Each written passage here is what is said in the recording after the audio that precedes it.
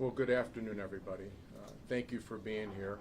We appreciate the wide support, not only from the press, but also, as you can see, from the family of Krystal Rivera and her mother and Rico, her stepdad. We appreciate you being here, and thank you. We're here because something isn't right about the death and the claimed homicide of Krystal Rivera. It does not yet pass the smell test and the narrative that we are hearing from the Chicago Police Department. We have many questions that need to be answered, and we don't yet trust the narrative that Officer Rivera was shot and killed by her partner during a pursuit of suspects who never fired a shot. We need a lot of answers. And so today is going to take me a little bit longer than typical in a news conference because we're going to break this out into three sections. Of what we know, of what we want to know, and then what this means.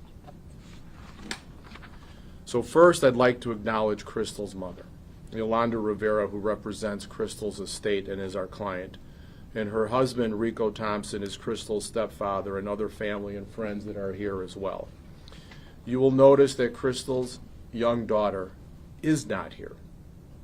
And even though the child has been named and seen in news coverage related to her mother's funeral, we would ask that the Chicago media please not use her name in any printed publications, not mention her, and please leave her out of the public, and certainly not use any photos of her in any of your coverage going forward.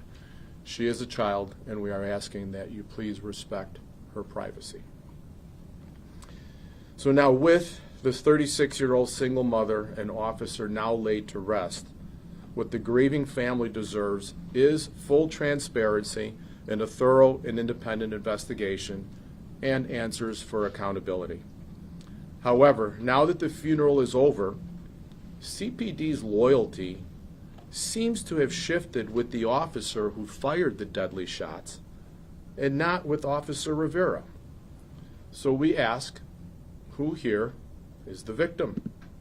The shooter or the dead Krystal Rivera? We do not and we will not accept being pushed to the side with the continued narrative that this is a tragedy and be distracted by this being a tragedy and not having the questions answered that we want answered. We know that CPD, we want them to come forward and tell us what happened. So now we get into the three-part phase of today. Here's what we know. The officer involved in the shooting was hired in December of 2021, and his disciplinary record already included 6 complaints. One extremely concerning one just came a few weeks into his probation, and you can see details of that in the June 27th article that was just published in the Chicago Sun-Times, and I believe we have our reporter here today. In 2022, reports indicate that this officer flashed a gun under his waistband to a woman he had been talking to while she was on a date with another man. There is a CPD record of a domestic violence complaint that was never pursued. Following that, there are 5 other reports of complaints against him in his short tenure with the force. Now, domestic violence, or DV, is a death sentence for a police officer under the Lautenberg Act. It requires them to surrender their badges and their gun. It is a career-ending prohibition on firearm possession with a domestic violence conviction, and that can be a misdemeanor or a felony.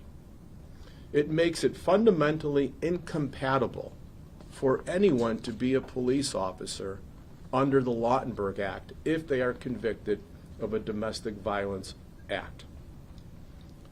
COPA is said to be investigating the June 5th tragedy, and that's fine, but COPA, as we know, is administrative, and we have no confirmation that they are reviewing this for criminal activity. nor is it objective for Chicago Police Department to be investigating one of its own. Now, we heard some of the dispatch audio from June 5th, the call that an officer was shot, and understand from CPD statements that only one shot was fired in the incident, and that came from the other officer's weapon. We hear this officer calling out during the dispatch that shots are fired at police. He doesn't mention where the shots were fired from, and certainly he does not say that he is the shooter. He also struggles to describe the suspects they are pursuing. He struggles to provide the location of this wounded officer to dispatch. Officer Rivera, from what we know, was shot once. She died of a gunshot wound to the back.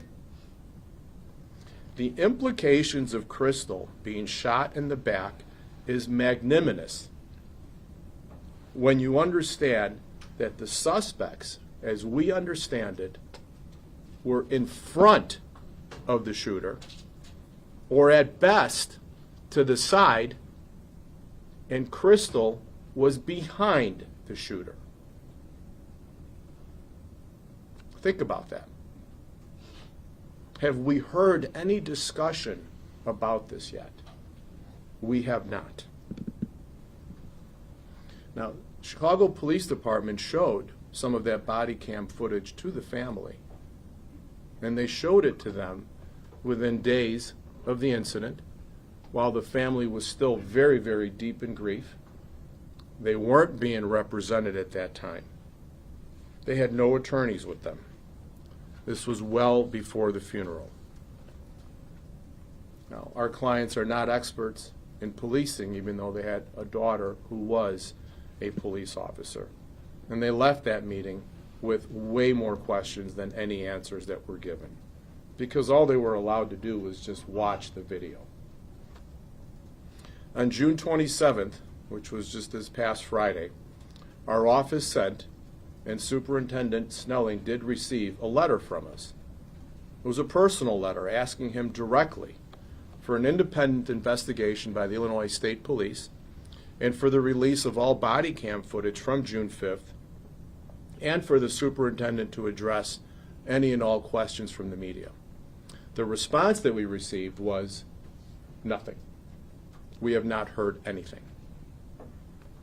In order to ensure fair and unbiased review of this officer-involved shooting and death, we believe that multiple agencies must collaborate. This cannot just rest within the city of Chicago or any one of its controlled departments. That we would find reprehensible. Here are some of the questions that need answering. We need to know what happened in that incident on June 5th. We need to see the footage. We need to understand where both officers were positioned, where other people who were involved, where they were positioned. What was the angle of the shot fired? What was the timing of events? We need to understand if this officer lacked at that moment, or had, I should say, situational awareness. Did he know where his partner was when he fired the shot? Release the body cam footage, any audio files, to provide transparency on this deadly incident. Indeed, we do need to know all of the tactical decisions that were made.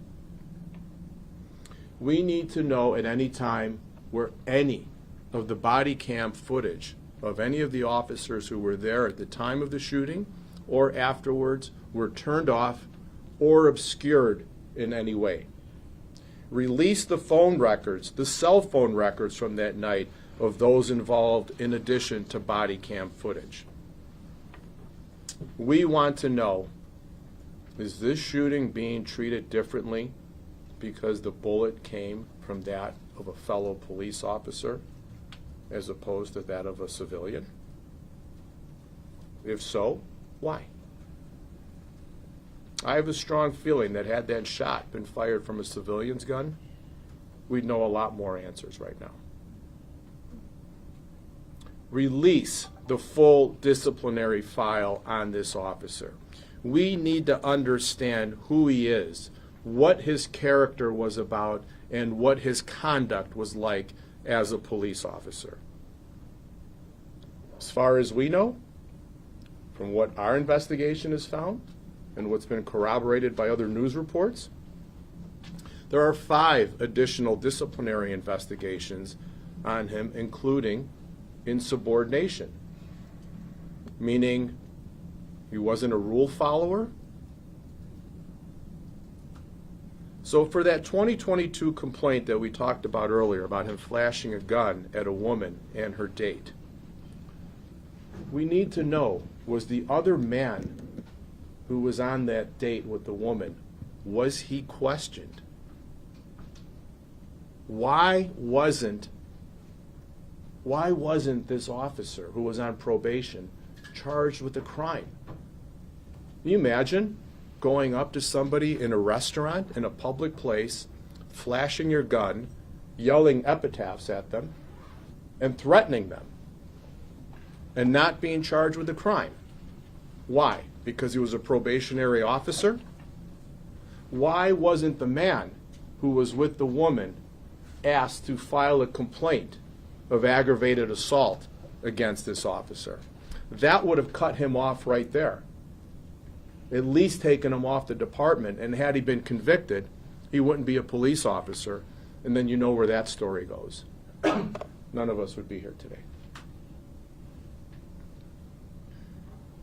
Is there a criminal investigation underway for the June 5th shooting? If so, who's running it? If not, why isn't there one? We want to know the nature of the relationship between these officers, Krystal and the shooting officer, not only on duty, but also off duty. How long were they partners? Why were they partnered? And now, what does this all mean? Where does it take us? That shooting officer's personal lawyer said publicly that the focus should not be on second-guessing each tactical decision that this officer made. I couldn't disagree more. That's exactly what we're here to do. We are here to examine every tactical decision that the officer made, but don't forget, we're backing up this timeline, not to June 5th, but 3 years before, to 2022. Because he never should have been a police officer. Had he not been there, Krystal would be alive, and none of this would be taking place today. We need to review and question every tactical decision made, not ignore them. We believe the warning signs were there for years, particularly with that domestic violence incident with him flashing a gun, and that he should have been criminally charged with aggravated assault and removed as a probationary officer. That was the time to do it. The definition of probation means that you're there for a test. You're there to see if you are fit for the duty that you are about to perform. And the duty that this man was about to perform was to carry a loaded gun on his duty belt, wear a badge and a shield, and say that I have the right to shoot and kill someone with deadly force if I'm justified. That's the task that he was given. He never should have been an officer. The death of Krystal Rivera never should have happened. In other licensed professions, this type of behavior in a probationary period would have been the end of that person's career. Can you imagine a medical student making all those mistakes? Even a barber who has to carry a license in a probationary period, making mistake after mistake. Would they be allowed to serve the public in that way? Low enrollment in the police ranks is not a reason to keep a person with red flags on the force. And very importantly, and think about this, today's July 2nd. This incident happened on June 5th. In about 2 to 3 days, his 30-day administrative period is going to expire. Have we heard whether or not he's going to be back on the streets policing with his loaded gun or not? He could be, but we don't have that answer yet, do we? And this takes us to our civil investigation, where we will be pursuing every avenue of civil justice that is available. The Illinois Pension Code tells us what we can and can't do in some regards, but we will use every state and federal avenue available to seek clarity and accountability and justice for Officer Krystal Rivera. So on behalf of our clients, the family of Krystal, we ask that Chicago Police Superintendent Larry Snelling immediately call for the Illinois State Police to open an independent investigation into Krystal's death and direct CPD to release all of the unedited body and dash camera footage of the deadly incident. We delivered this letter to Superintendent on June 27, 2025, asking for both of these critical steps. Further, we call for the full personnel and disciplinary file on the officer whose conduct ended Krystal's life. Transparency will reassure the family and the community that the department is committed to fully understanding what happened to Officer Rivera in those final moments. And if the city of Chicago is transparent and we learn the truth, we will accept what truth they give us, but we can't accept what we don't know. And we know that being a police officer in Chicago can be dangerous. We respect that. We acknowledge that. And we respect the brave officers who show up to work every day willing to take those risks for the community. We also expect our police officers to be heroes. There is no reason ever to keep or promote an officer with red flags on this police force. To relieve any appearance of impropriety, the investigation should be turned over to the independent outside agency. I strongly urge CPD to call for this independent investigation themselves. Release the body and dash camera footage, as well as for the superintendent to allow and address questions from you, the press. Time is of the essence here in doing the right thing for Krystal and all who loved her. And I also challenge you, the media, to ask these tough questions. We'll take whatever questions you have to ask us, but ask others. Don't just accept the narrative. There have been extensive coverage repeating CPD's narrative that this was an unintentional shooting. Well, that's what they're saying, that it was unintentional. But you need an intentional pull of the trigger to fire a gun. Let us see the shooting, the angles, the placement of the officers, and the suspects.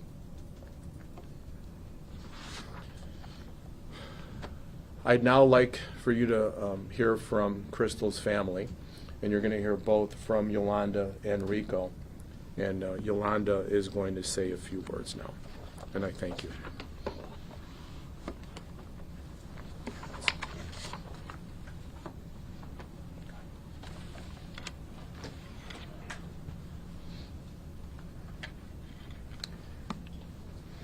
We are devastated by the unexpected loss of my daughter, Officer Krystal Rivera, who was tragically killed on June 5, 2025, while serving her community in Chicago. Krystal was a devoted mother to her 11-year-old daughter and a dedicated public servant. She graduated from Police Academy in 2021 and spent the last 4 years serving with pride and compassion in the 6th District TAC team.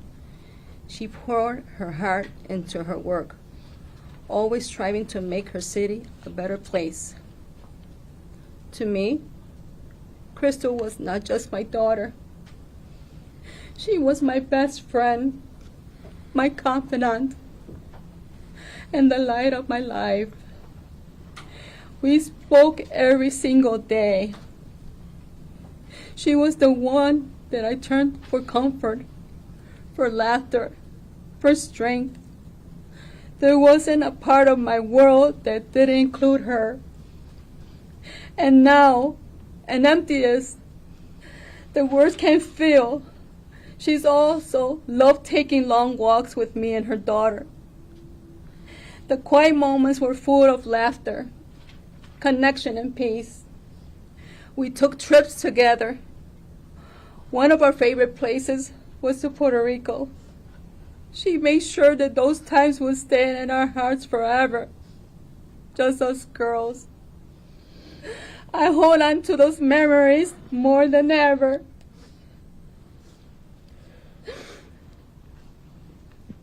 And my granddaughter, she's like a daughter to me. I helped raise her while Krystal worked. I was there for school mornings, bedtime routines, and everything between. She carries her mother's strength and warmth. I will continue to love and guide her through this, just like Krystal would want it. I'm not just mourning my daughter. I'm mourning the warmth of those afternoons and the sound of her voice and the joy of her eyes when we were all together. She was the center, our heartbeat, and now everything feels so quiet without her.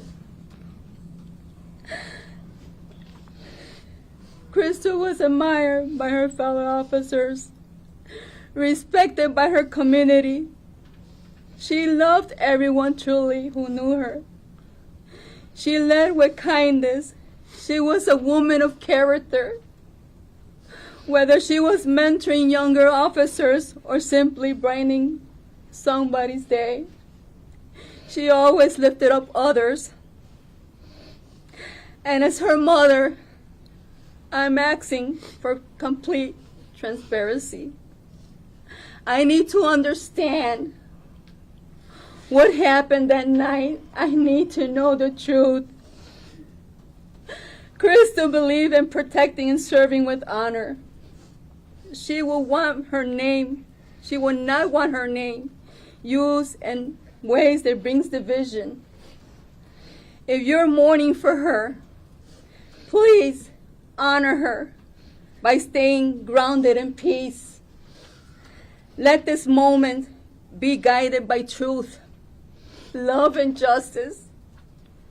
And we ask for privacy as we mourn, for the public to continue to support as we seek for answers and healing and justice. Thank you.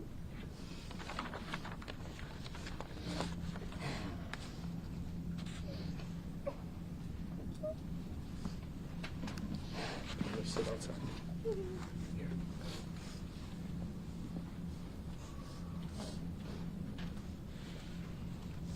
Good afternoon. On the night of June 5th, 2025, our lives were changed. Krystal lost her life, and a part of ours was lost as well. A light has gone out in our home, in our family, and in our lives. In moments like this, when the weight of grief feels unbearable, it is the love and support from our family, friends, colleagues, and community that helps hold us up. Losing Krystal has been an unspeakable tragedy, not only for our family, but for everyone who knew her, worked beside her, and that number is countless. She was a daughter, a sister, an aunt, a friend, and most importantly, a mother. Her courage, her heart, and her fierce dedication to standing up for others defined her both in and out of uniform. Krystal was the type of woman who would show up for you before you even knew you needed her. And she did it with strength, grace and that signature fire in her spirit. Today, our deepest aches are for my wife, Krystal's two sisters, but mostly for our granddaughter. No parent expects, nor should they ever expect, to bury their child.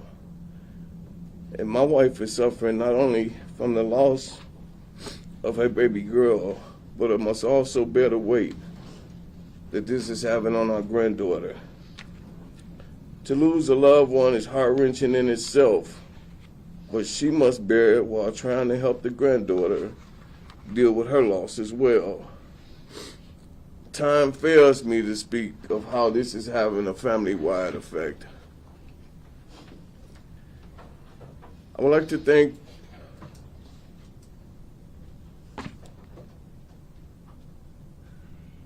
Governor Pritzker, Mayor Johnson for their attendance at Krystal's funeral,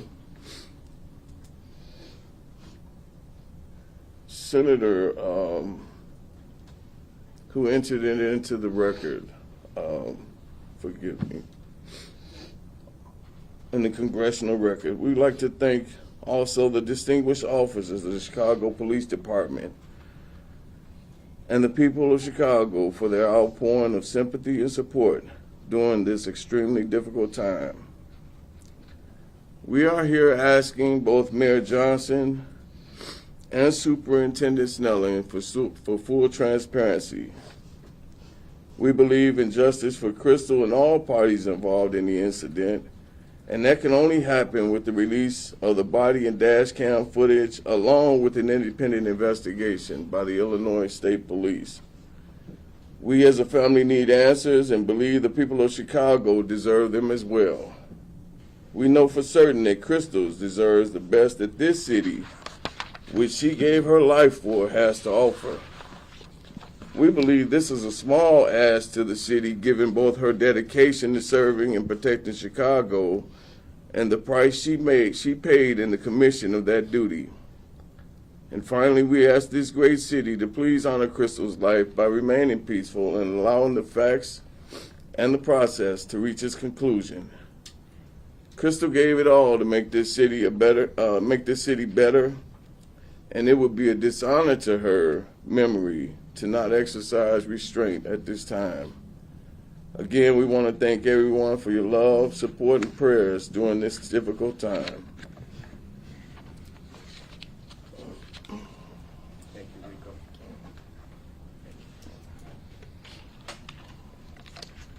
You know, as you can see, what a profound effect Krystal has on her family. And even for us, for our legal team, we didn't know Krystal. Obviously, we did not know her, but we're all starting to feel like we did. I'll take questions. Antonio, does the family suspect any type of animosity from the shooting officer toward Krystal? We don't know that yet. We just wish we had more information. That's why we're asking for transparency on not only, you know, the relationship while they were police officers, but was there anything that we should know about that was relevant for them being off duty also? We don't know that yet. The Cook County judge has prohibited the release of the body cam footage during the trial of the two suspects who are in custody related to her death. Do you guys have any plans to respond to that or thoughts on how you're going to proceed? Well, I don't know if we can intervene on that, but certainly there are avenues available that can be withdrawn. It can be modified, and that's what we're hoping will happen. I mean, Are you calling on that judge to do that? pardon me? Are you calling on that judge who issued the order to do so? I don't know that the judge sua sponte can modify that, but we know that Chicago Police Department has enough influence that if they asked for the filing party, the state's attorney, to offer a modification of it, could be done. So it depends on what they ask for. Mr. Roman, you Yes, said sir. at the top of your statements that the family was allowed to see some video. What has the family shared with you that video showed Yeah. specifically? What did they see? So without going into detail, what I can tell you is that they did see the event. They saw the event in which the shot was fired. And I can tell you that if that event was as clear as what's being portrayed, we wouldn't be standing at this podium right now. How do you know the officer's going to be back on duty, the other officer? Well, we don't. That's the question. But we haven't heard anything. That's why his 30-day period expires very soon. And literally, by Saturday, by Friday or Saturday, he could be back on the streets. You okay? He could be back on the streets patrolling. We want to know, is he going to be back on the streets, or are they going to keep him on administrative duty? I think we need to know. That's fair. We're tax-paying citizens. We need to know whether he will be patrolling or whether he will be still on leave. What was it on the video specifically that raised more questions and gave you answers? You said that repeatedly in your remarks. Right. And that's something that I cannot specifically share because it's between myself and my clients.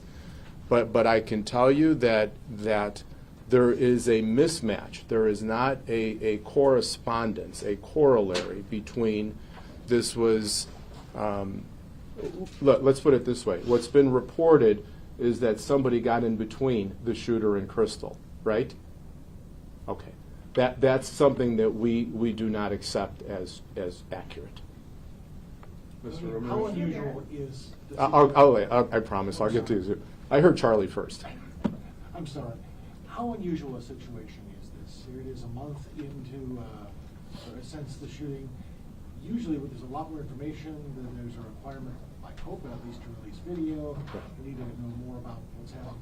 How unusual in your experience is this situation? It is unusual because I posed the question that had this bullet come from a civilian's gun, we'd have a lot more answers. The narrative would be a lot clearer. We would know why charges were being filed, why it happened, how it happened, where they were standing.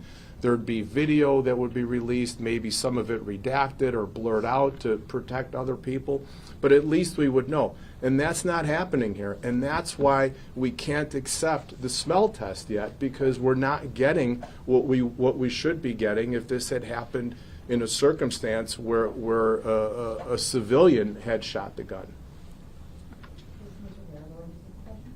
I'm sorry, who? I don't think so. Well, she mentioned that she spoke with her daughter every day. I want to know, did she ever say anything about this officer? Or have any complaints about this officer? Yeah, I mean, that's something that we can't answer today. No. Well, And are you planning to file a lawsuit against the city and the police department?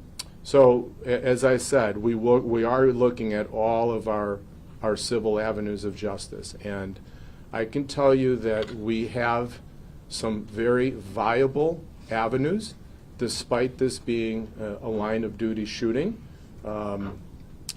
We are very hopeful that our investigation and research takes us where we think we need to be. But in the meantime, I think it's fair that we get full accountability and transparency from CPD.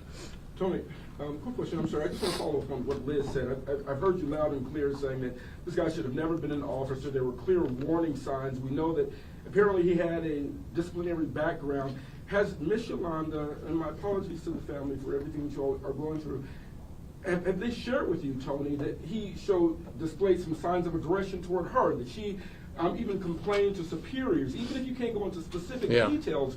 When you say there were clear warning signs, have your clients said to you, hey, Officer Rivera raised her hand and she was not acknowledged? Can you give us a little bit of that? Yeah, I wish I could, because obviously you're asking for me to divulge conversations between my clients and myself.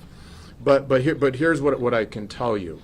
You know, we don't need, hypothetically, we didn't need Krystal to have complained about him as a police officer or as somebody who was abusive or aggressive. He already showed that on the job. He already showed that on the job, not only by being insubordinate, by making false arrests, by flashing a gun in public. There was some other, there's not too many, but I can't remember all 6 of them.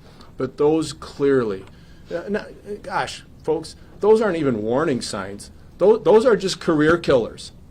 Period. You're on probation. You flash a gun in public as a police officer. You're going to use your badge that early to intimidate and try and suppress someone's rights that early in your career.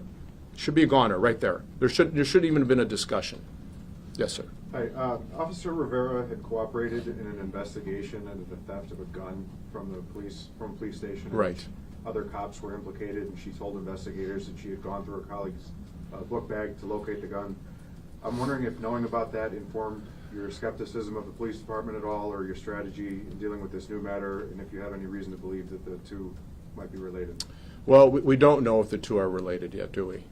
We don't know. But we do know that Krystal was the one in that instance who was the prognosticator to find that stolen gun.